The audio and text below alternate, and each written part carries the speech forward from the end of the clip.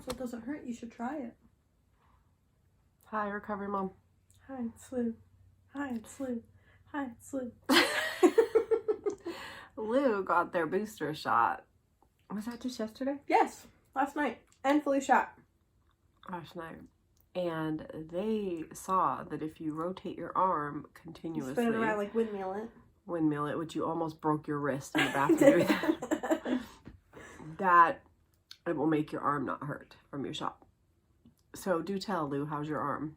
It's a little bit sore if I don't move it, but if I start to move it again, it doesn't hurt anymore. So and I have no side effects. So you have to windmill your arm just from here on out? No, just I literally do it for like 2 minutes every like couple of hours. Mm-hmm. So, small price to pay for no pain. Anyways. Anyway, I wanted to come on here and talk about the hormone CCK and peepee. Hey, last time you made fun of me because I accidentally said peepee. This time the hormone is named peepee. Anyway, we're going to talk about why we feel full so fast when you have an eating disorder. So, they have done studies on people with eating disorders versus regular people who are starving, okay? And people with eating disorders, when they're in an energy deficit, they have a hormone called CCK, and it is raised. It is abnormally elevated, and it's a gastrointestinal hormone, okay? And it's normally released when you eat.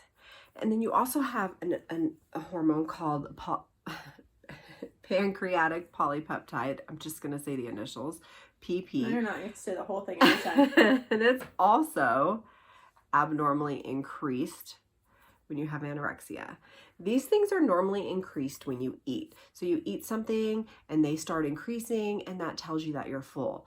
But when you have anorexia, those hormones are, boom, already increased high. They're abnormally up there. So that's already telling you, it's like this constant feeling of fullness already, and you haven't even eaten anything. And then when you do start to eat something, these hormones are especially set to go off when you start feeding yourself and when you start filling yourself with food.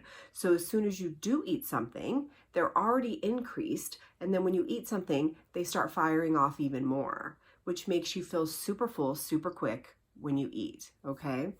And the hormone CCK, it also will create a slow gastric emptying for you when it's abnormally increased. And so if your gastrointestinal tract is slow to empty, that's why you're going to feel bloated and full and kind of like, some people even get nauseous and sick when they start eating. And that's because that CCK is raised and everything's moving slow down there, and it's firing off as soon as you try to eat. So it's making you feel like overly full and too full and kind of like sick, okay? And also the hormone PP. I'm going to laugh every time I say that. That's why you gotta say the full thing. It's hard to say, pancreatic polypeptide. There we go. It's not that bad. You're fine. Don't be a wuss. Okay. Well, the PP hormone, it causes fullness specifically, okay, in relationship to calories. So you get quicker to higher calorie foods. You get a higher satiety. So when you do, like when you're in recovery, you need to be eating high calorie foods, right? That's your survival. That's what's going to get you through to recovery. But as soon as you try to eat those high calorie foods, that PP hormone starts rising, and it's already abnormally high to begin with because you have anorexia. So it's like a double whammy of it, and it hits you and you feel super full and super satiated and super overly a lot of people even tell me they feel pretty nauseous when they start to eat, okay? So these two hormones are not raised like that in a normal starving body. They're just like that.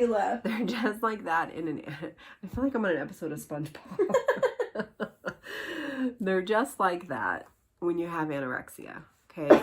And so I tell you this because I'm really annoyed that nobody ever told me this. These hormones are so important for you to understand, for you to know that they're working against you so that you can fight them and try to eat through them. It's like, I used this example the other day. I'm going to have to think of another one, but it's like if you have schizophrenia and you have a delusion, right? That like if I had a delusion that Lou was going to attack me, right? So I attacked her first, which is what I would do. Yeah. So anyway, if Lou had that delusion, that would be her brain and her body sending her signals that were false and not true. And we would need her to figure out a way to work them, to figure out a way to not listen to those signals, I love right? when I Through correct you and immediately after you say them, and Not- then you just keep going. What am I supposed to do? Just keep going and then use it right the next time. Okay. Them. There you go again. Oh, I'm touching you. So anyway, I like how there's like that brown guy right behind us. He's my little shit dude. He's your what? My little shit dude. He's brown. It goes right with the peepee talk. Yes. Yeah, we are not content for, you have to be a certain kind of person to hang out with us. Okay, so what was I just talking about? I have no idea. Totally lost my train of thought. Oh, my schizophrenia example. They're gonna say love my example. schizophrenia. I was like, what? No. Yeah, what if I surprised you with that as well as an eating disorder? You'd be like, oh. Anyway, having an eating disorder is the same way. Your body is sending you signals that are fake, that are false, that are untrue.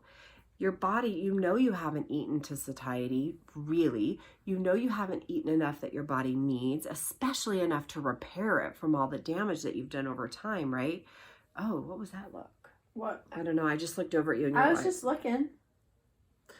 Don't be rude. okay, sorry. But anyway, so you have to figure out how to eat through your body's false signals. And I know it's really hard, okay? But you have to figure it out. And I mean, one of the things I did was I set an alarm for every 2 hours and I ate every 2 hours without fail. Like that alarm went off and I would eat. That alarm went off and I would eat because I had a hard time eating like bigger amounts of food less times throughout the day. So I just had to eat every couple hours. You have to make sure you get that food in, and your hormones are working against you. They're telling you you're full. They're slowing your gut down, but it's up to you to figure out how to eat through it. And not everybody is going to be able to do that. Have you ever had to like eat through fullness? Have you ever felt full and then like felt like you needed to eat something else, like to please somebody or like, Yeah. like you ate a meal and then like someone served you then, something and you were like, I need to eat this, but I'm really full. I mean, I do that, but I don't do it in the sense of like I need to eat. I'll like eat and I'll be super full and then I'll be like, I want that. And then I go get ice cream. But I'm like so full I feel like I'm gonna explode. But I don't know. But ice cream sounds good sometimes. Yeah. Remember my ice cream face? But like it's like I know I shouldn't because I know I'm gonna feel awful after, but it's like it sounds so good. Yeah. I want it. But that's really, I don't think I really force myself. Sometimes I'm like not completely hungry when I eat, but I'm not like full. Yeah, sometimes I'm not. I feel like I'm Like sometimes I'm like not hungry and then I'll go out to eat like dinner with grandma and grandpa. And like I don't really want anything to eat, but like. But we're there and we're at Yeah. dinner, so you should have something. Yeah. Yeah, I've felt like that before for sure. Cute. Lou's showing me kitty photos. Yeah. So, how everyone gets through eating over that fullness is different. So it might look different for everyone. It might be easier for you to just sit down and eat large meals, you know, however many times a day. It might be easier for you to set an alarm and eat every couple hours. But know that that feeling of fullness that you're having, and it's your hormones working against you, and it's caused by anorexia. It's a hormonal change due to anorexia. And the good news is you can turn those hormones back in the right direction. But in order to flip those hormones back so that your CCK and that your PP stop being abnormally... So your PP isn't high. Your PP isn't abnormally elevated. Oh my God. The only way to do that is to gain weight to your set point, okay? And then to maintain that weight over a long period of time. So you don't just get to like gain the weight and then be like, okay, all my hormones are repaired. Why doesn't everything feel wonderful? So many people gain weight and then they're like, okay, now I'm a normal weight. Why don't I feel fabulous? And you have to maintain that weight for a while because your brain still thinks you're in a famine. Your brain is waiting for that famine to hit again. You have shown it that your body does not trust you. Your brain does not trust you. So you have to like prove to your body and your brain that you can be trusted. And then your hormones will re-regulate.